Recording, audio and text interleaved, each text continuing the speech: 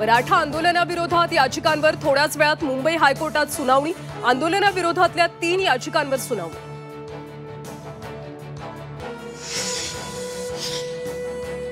बीडमध्ये मराठा आंदोलकांवरचे गुन्हे मागे घेण्याच्या प्रक्रियेला वेग।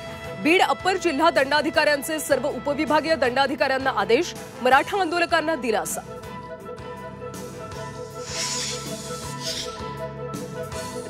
राज्य मंत्रिमंडळाची उद्या दुपारी 12 वाजता बैठक। बैठकीत मराठा आरक्षण आणि आंदोलनावर चर्चा होण्याची शक्यता। शांततेत आंदोलन सुरूच राहणार, जरांगेंचा इशारा।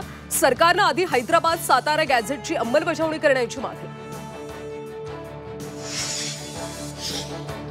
आझाद मैदानातून हुसकावून लावल्यास महागात पडेल, जरांगेंचा सरकारला इशारा। मेलो तरी आझाद मैदान सोडणार नसल्याचा निर्धार। हायकोर्टाच्या आदेशानंतर पोलीस ऍक्शन मोडवर रस्ते रिकामे करण्याची 12 वाजेपर्यंतची होती मुदत। मुंबईतले बहुतेक मुख्य रस्ते रिकामे। आणि बीएमसी, सीएसएमटी आणि आझाद मैदान परिसरातल्या मुख्य रस्त्यांवर महापालिकेकडून साफसफाई अभियान। रस्त्यावरचा कचरा बाजूला करण्याचं काम।